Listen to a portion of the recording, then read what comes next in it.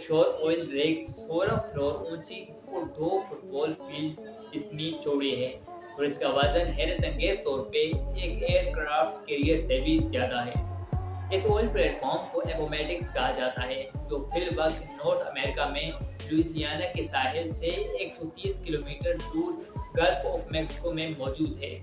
लेकिन इसकी मंजिल का आगाज आज से चंद साल पहले हजारों मील दूर साउथ कोरिया से हुआ था, जहां हजारों वर्कर्स और इंजीनियर्स इस ऑयल प्लेटफॉर्म को बनाने में मसरूफ थे।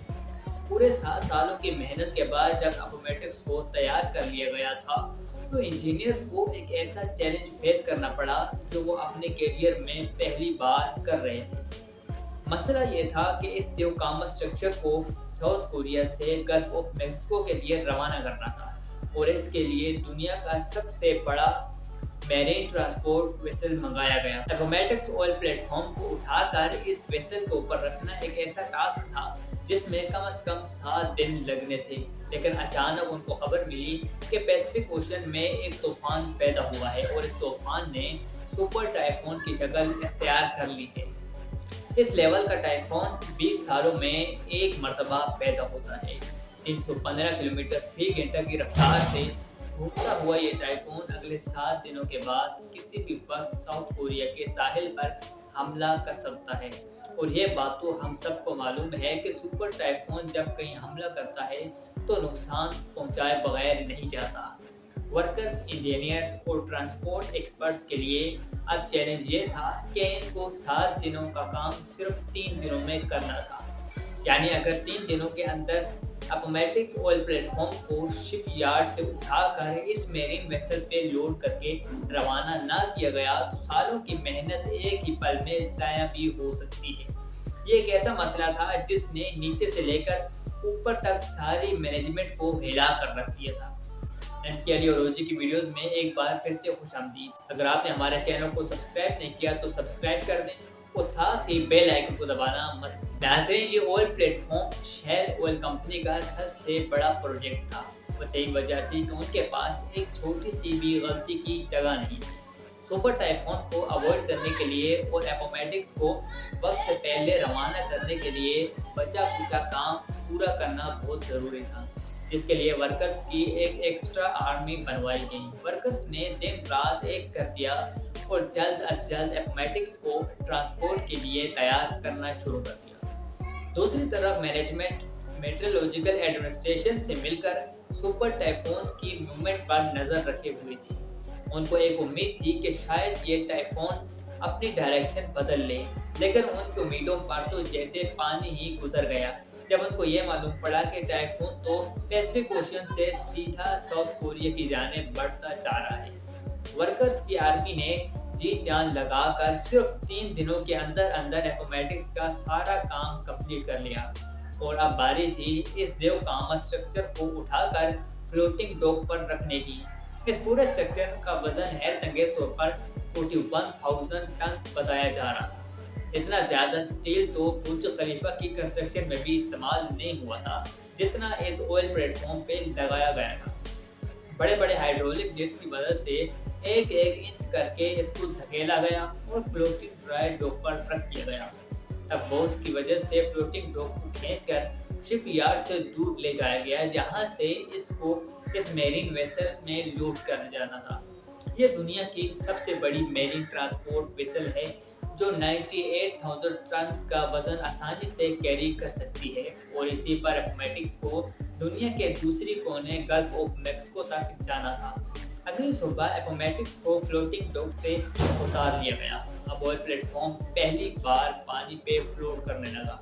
टग बोट की मदद से प्लेटफॉर्म को मजीद डीप वाटर तक खींचा गया, जहां ये मेरीन वेसल पहले से इंतजार कर रही थी। दूसरी तरफ सुपर टाइफून तेजी से साउथ कोरिया की तरफ बढ़ता जा रहा था, और मैनेजमेंट के सर पर एक तलवार सी लटक रही थी। अब सुपर टाइफून सिर्फ 48 आवर्स दूर था, और जैसे जैसे वो करीब आता जा रहा था वैसे वैसे समुद्र में उसकी निशानियां भी उभरने लगी थी। समुद्र में हवाओं और लहरों का सिलसिला बढ़ रहा था, जो एपोमेटिक्स के लिए एक खतरे की निशानी थी। अगला लम्हा बहुत ज़्यादा नाजुक था। ऑयल प्लेटफॉर्म को वेसल पे लोड करना बहुत ही कॉम्प्लिकेटेड काम था। اس کے لیے پہلے ویسل اپنے اندر موجود واٹر ٹینکس میں پانی انٹیک کرتی ہے، جس کی وجہ سے وہ پانی کے اندر چلی جاتی ہے۔ پھر ٹگ بوٹس آئل پلیٹ فارم کو کھینچ کر ویسل کے اوپر لے کر جاتی ہے اور پھر آخر میں ویسل پانی کو واپس باہر نکالتی ہے، جس کی وجہ سے ویسل اوپر کی جانب اٹھ جاتی ہے۔ لیکن یہ کام اتنا آسان بھی نہیں ہوتا ہے جتنا آپ نے اس اینیمیشن میں دیکھا۔ اس کام کے لیے سمندر کا پرسکون ہونا بہت ضروری ہوتا ہے، کیونکہ اگر لہروں میں یہ کام کیا گیا تو اپومیٹکس صحیح الائنمنٹس میں ویسل کے اوپر نہیں لوڈ ہو پائے گا، اور یہ چیز ویسل اور اپومیٹکس دونوں کے لیے خطرناک ہو سکتی ہے۔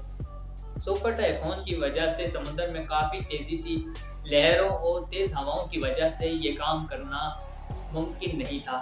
دوسری جانب وقت بڑی تیزی سے گزر رہا تھا اور ساری ٹیم کا سٹریس لیول کافی زیادہ ہو چکا تھا۔ خوش قسمتی سے ویڈیولوجیکل ڈپارٹمنٹ کی جانب سے ٹیم کو اگلی صبح صرف 2 گھنٹے کا وقت دیا گیا، جس میں چانسز تھے کہ سمندر پرسکون رہے گا۔ ان 2 گھنٹوں میں اگر یہ لوگ کام نہ کر سکتے تو اس کے بعد اور کوئی چانس نہیں مل پائے گا۔ سپر ٹائفون اب صرف 36 گھنٹے دور تھا۔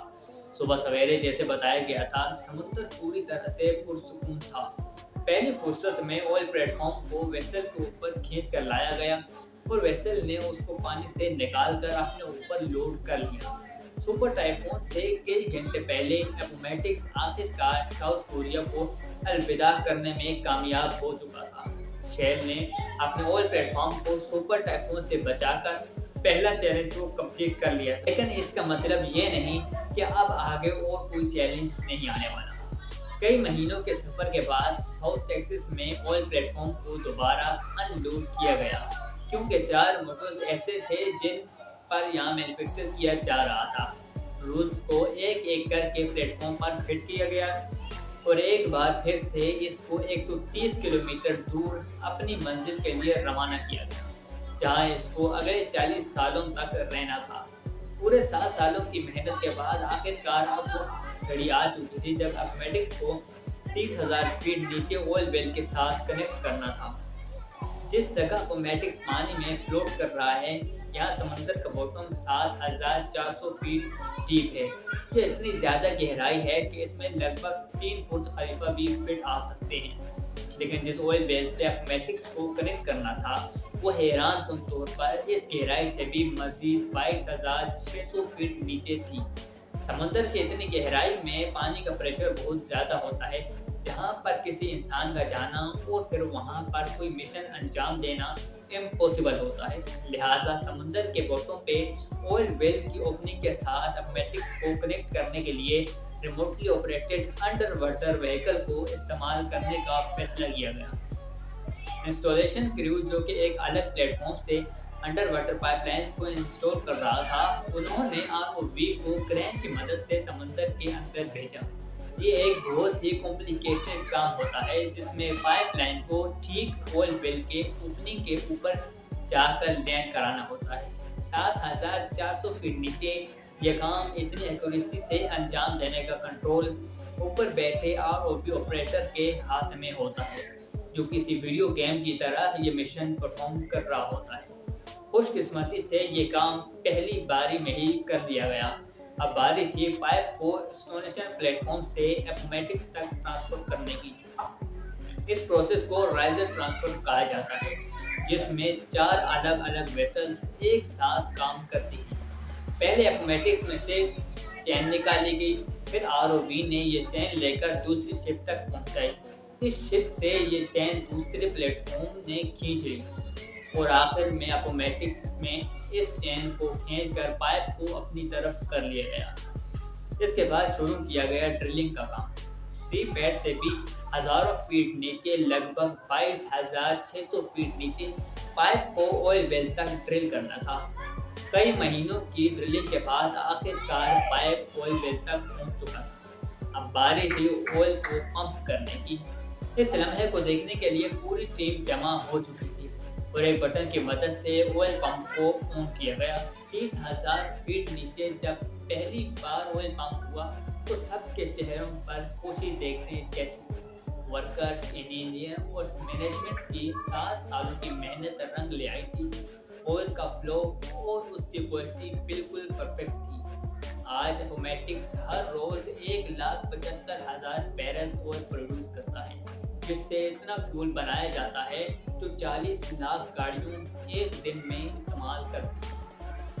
شہر کا ماننا ہے کہ اگلے 40 سالوں تک یعنی 2060 تک اپومیٹکس اسی طرح آئل پروڈیوس کرتا رہے گا۔ امید ہے اس ویڈیو کو بھی آپ نے بہت لائک کیا ہوگا۔ چینل کو سبسکرائب کرنا اور آخر میں بیل آئیکن دبانا بالکل مت بھولیے گا۔